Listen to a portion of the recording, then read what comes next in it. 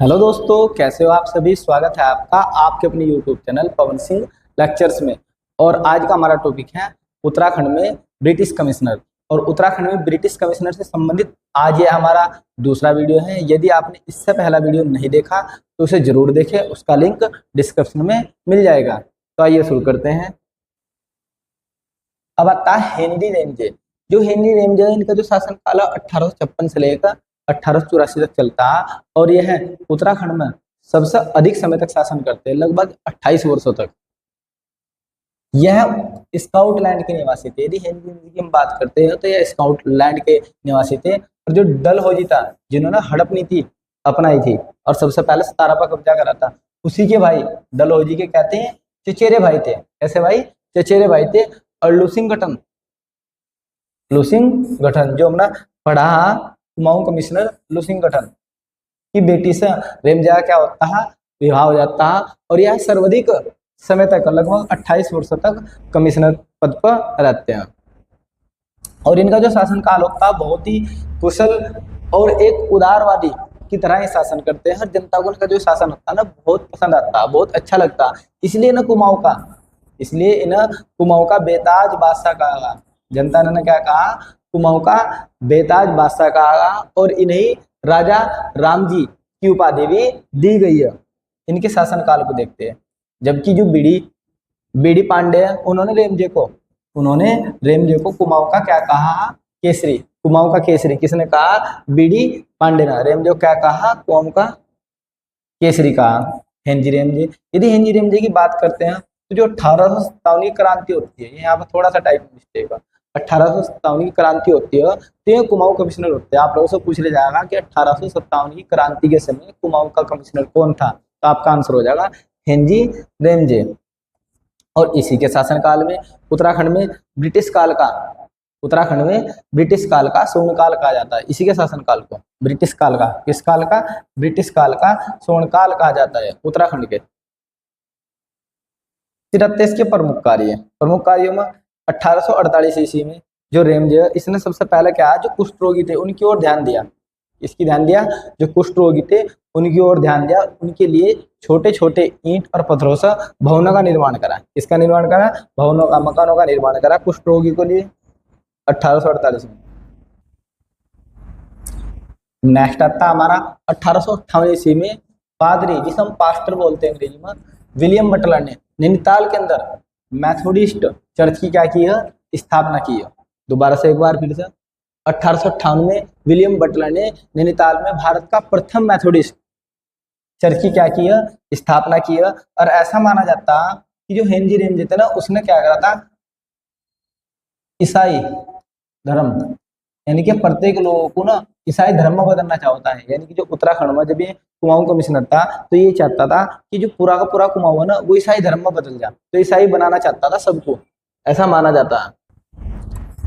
Next आता हमारा 1863 ईस्वी में जो बेकट है उन्होंने भूबंदोबस्त करा। जो बेकट थे उस समय कुमाऊं के डिप्टी कमिश्नर थे।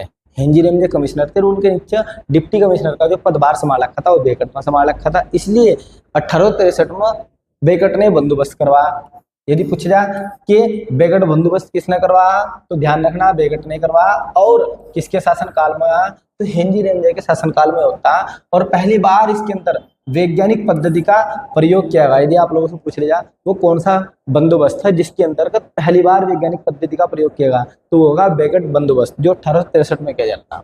और इसके आधार पर भूमि को 5 भागों में बांट दिया। कितने भागों में, 5 भागों में। सबसे पहले तलाव भूमि, फिर उपराव भूमि, फिर अव्वल भूमि, फिर दोयम और कटिल भूमि। ये 5 भागों में बांटेगा।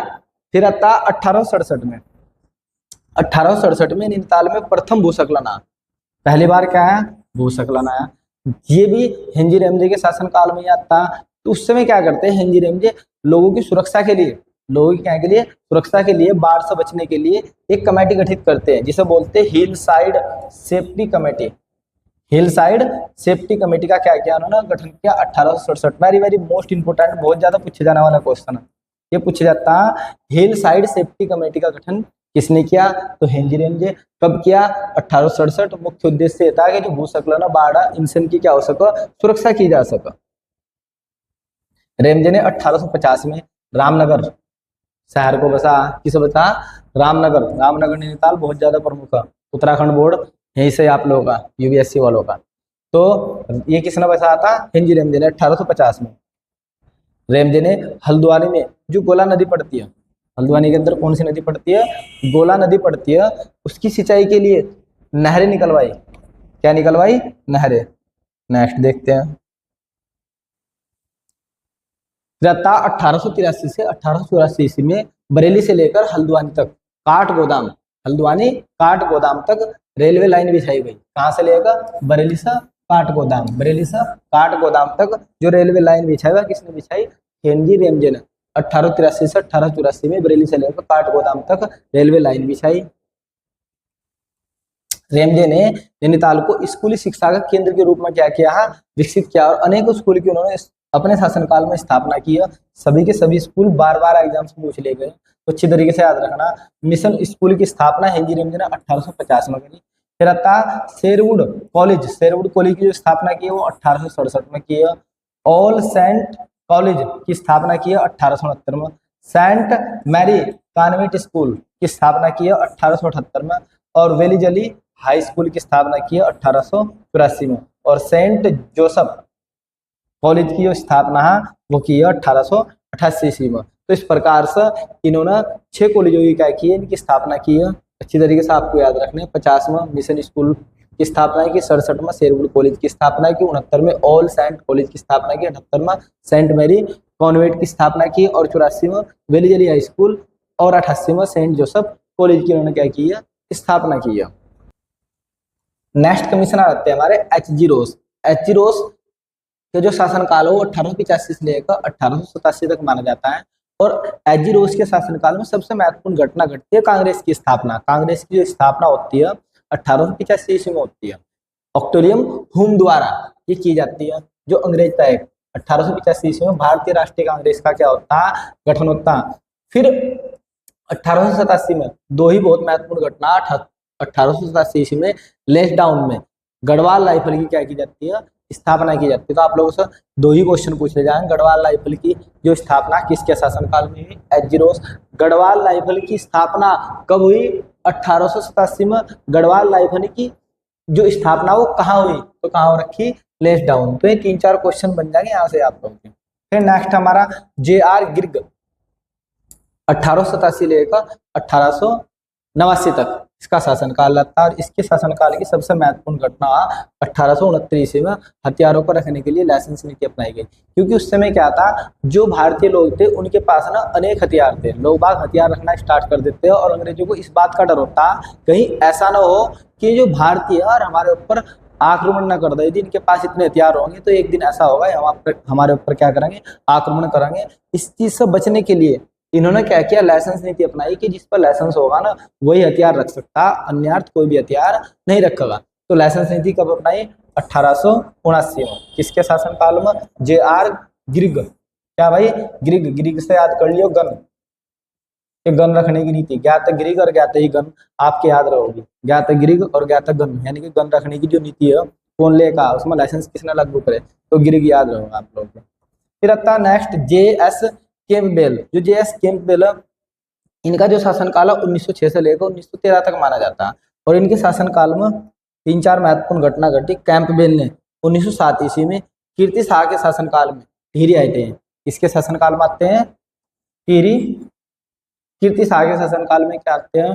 टिहरी आते हैं। और 1905 में गढ़वाली समाचार पत्र की क्या होती है? स्थापना, प्रकाशित किया जाता है जोधा सिंह नेगी द्वारा। 1908 में कुली एजेंसी की क्या की जाती है? शुरुआत। तो यहाँ से पूछ ले जाएगा कुली एजेंसी की शुरुआत किसकी? कुली एजेंसी की शुरुआत किसके द्वारा की जाती है? जोधा सिंह नेगी द्वारा। कुली एजेंसी की शुरुआत किसके द्वारा की जाती है? जोधा सिंह नेगी द्वारा। कब की जाती है? 1908 में की जाती है। Very very most important. 1912 में अल्मोड़ा कांग्रेस की क्या होती है? स्थापना। देश में स्थापना 1885 में। अल्मोड़ा कांग्रेस की स्थापना, अल्मोड़ा कांग्रेस की स्थापना कभी? 1912 में। और 1914 में क्या होता है? अल्मोड़ा के अंदर होम रूल लीग की क्या हो जाती है? स्थापना जाती है। तो यदि पूछा जाए होम रूल लीग की स्थापना कभी, तो 1914 में अल्मोड़ा में होती है। और यदि पूछा जाए कि कांग्रेस की, अल्मोड़ा में कांग्रेस की स्थापना, तो 1912। फिर नेक्स्ट आते हैं पीवीडम। पीवीडम 1914 से लेकर 1924 तक रहते हैं। और 30 सितंबर 1916 ईस्वी को, इन्हीं के शासनकाल में 30 सितंबर 1916 को कुमाऊं परिषद की क्या होती है, स्थापना। ये 3 क्वेश्चन यहाँ से मिलते जुलते, 3 में से एक क्वेश्चन ना हर बार एग्जाम में मिलता है। ये अच्छी तरीके से आपको याद रखना। अल्मोड़ा में कांग्रेस की स्थापना 12, अल्मोड़ा के अंदर होम रूल लीग 14, और 30 सितंबर 1916 कुमाऊं परिषद का क्या होता है, गठन। तो कुमाऊं परिषद का गठन आप लोगों से पूछे जा कब हुआ, 1916 में हुआ। इसी के शासनकाल में असहयोग आंदोलन 1920 में क्या होता है, शुरू होता है। असहयोग आंदोलन क्या हो जाता है, शुरू हो जाता है भारत के अंदर।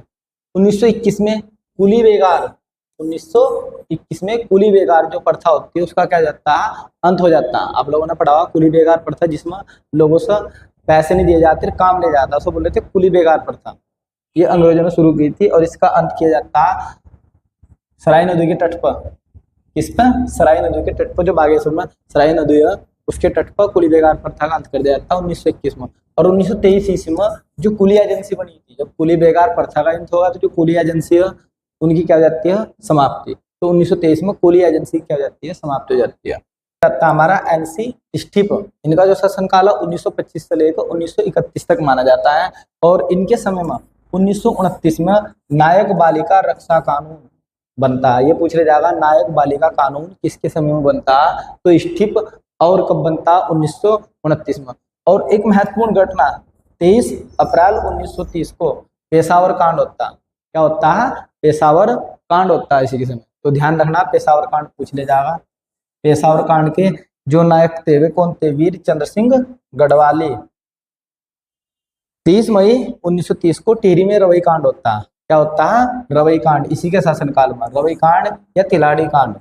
30 मई 1930 में जो चक्रधर जुआल होता है वो क्या करता है, जो वनों का विरोध करते हैं जनता, उनके ऊपर अंधाधुंध गोलियां चलवा देता है, जिसमें सैकड़ों लोग क्या करते हैं, मर जाते हैं। इस कांड को ही हम रवई कांड बोलते हैं, या उत्तराखंड का जलियांवाला बाग हत्याकांड भी बोलते हैं सब।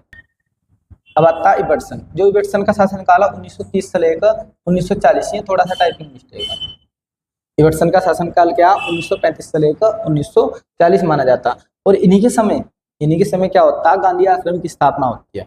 यहाँ की स्थापना, गांधी आश्रम की स्थापना। आप लोगों से पूछ ले जाएगा कि गांधी आश्रम की स्थापना कब हुई, 1937 में। कहाँ करी थी, अल्मोड़ा के अंदर, अल्मोड़ा के चौनादा में शांतिलाल त्रिवेदी ने। किन करी है भाई, शांतिलाल त्रिवेदी ने गांधी आश्रम की स्थापना की। Very very most important. यदि पूछा जाए गांधी आश्रम की स्थापना किसने की, शांतिलाल त्रिवेदी ने।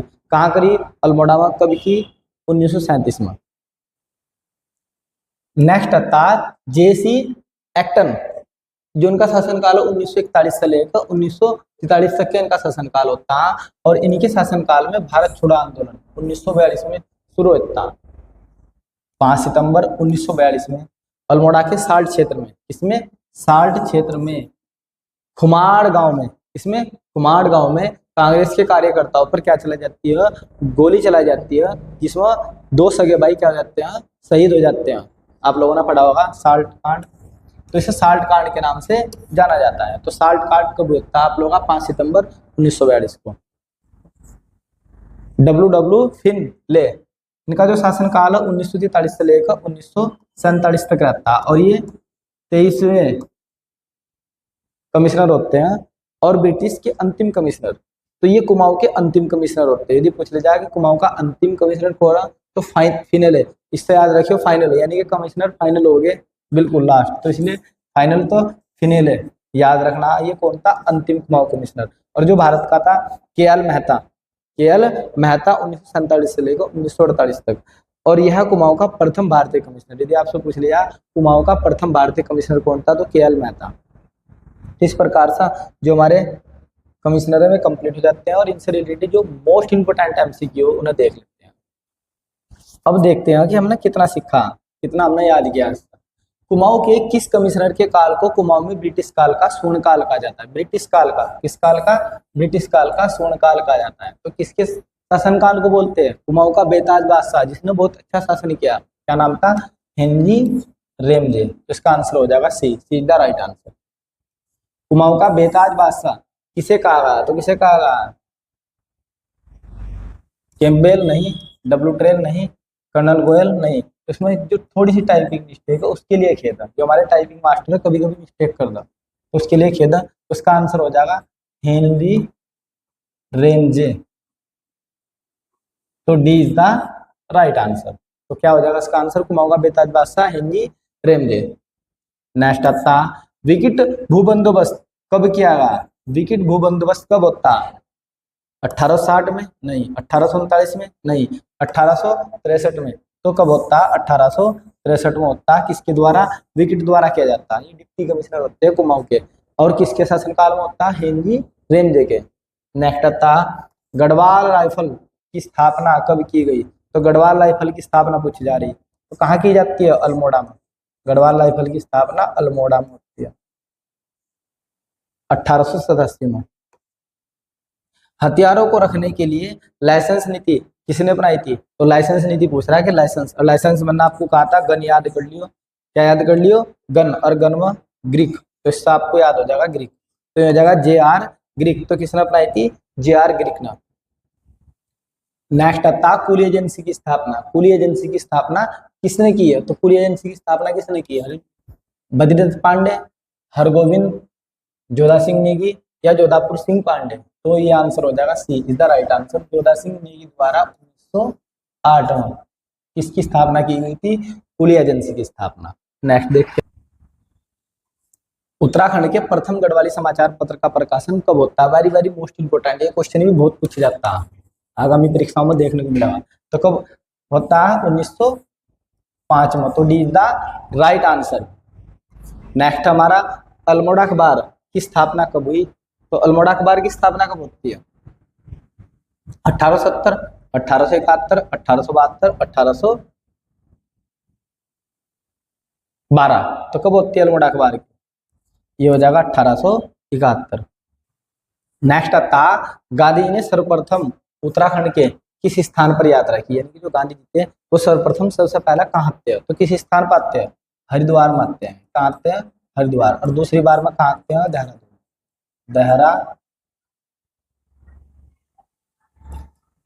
यदि पूछा जाए प्रथम बार कहाँ आते हैं तो हरिद्वार की यात्रा पाते हैं। तो इसका आंसर हो जाएगा हरिद्वार की यात्रा। नेक्स्ट हमारा नायक बालिका रक्षा कानून किस कमिश्नर ने लागू किया? नायक बालिका रक्षा कानून किसके द्वारा लागू किया गया था? तो ये किया गया था एनसी स्टिप। इसके द्वारा? एनसी स्टिप द्वारा। एनसी स्टिप द्वारा नायक बालिका कानून लागू किया जाता। 11वां क्वेश्चन, अल्मोड़ा में गांधी आश्रम की स्थापना किसके द्वारा की गई थी? तो गांधी आश्रम की स्थापना किसके द्वारा की गई थी? तो गांधी क्या चाहते हैं? शांति। क्या चाहते हैं? शांति। तो स्थापना किसने करी? शांतिलाल त्रिवेदी ने। किसने की? शांतिलाल त्रिवेदी ने। कब की थी? 1937 ईस्वी में, अल्मोड़ा के चुनादा में। नेक्स्ट आता जे.एन. बेटन ने कुमाऊं कमिश्नरी का मुख्यालय किसे बनाया? तो कुमाऊं कमिश्नरी का गठन कब होता? यदि गठन पूछ ले जाए कुमाऊं कमिश्नरी का कब होता? 1839 में। और कौन बनाया जाता है मुख्यालय? श्रीनगर। और फिर श्रीनगर से कहा आता है? नैनीताल। नैनीताल कब आता है? 1855 में। और 1855 में कौन थे? जे.एन. बेटन। तो उस समय जे.एन. बेटन का शासनकाल चलता है, तो नैनीताल से 1855। तो ये हो जाएगा इसका आंसर नैनीताल। आंसर हो जाएगा नैनीताल। 1857 की क्रांति के समय कुमाऊं कमिश्नर कौन थे? जब 1857 की क्रांति होती है तो कुमाऊं में कमिश्नर कौन थे? तो आंसर हो जाएगा हेनरी रेंजे। 1840 में पौड़ी जनपद का गठन किया गया और इसे कुमाऊं कमिश्नरी में क्या किया गया? कुमाऊं कमिश्नर कौन बनाया? ये कह रहा है कि जब 1840 में पौड़ी जनपद का गठन किया जाता तो इस समय कुमाऊं का जो कमिश्नर होता वो कौन होता? तो कुमाऊं का कमिश्नर कौन होगा उस समय? Colonel Goyal, J N. ग्रीक या टॉमस लुसिंगटन या हेलिन बेटन। तो कौन होता? 1840 में लुसिंगटन, टॉमस लुसिंगटन। तो सी इज द राइट आंसर। आज की वीडियो में इतना ही। यदि आपको हमारी यह वीडियो पसंद आई हो तो आप हमारे YouTube channel Pawan Singh lectures को जरूर सब्सक्राइब करें, लाइक करें, कमेंट करें और शेयर करें। Thanks for watching this video.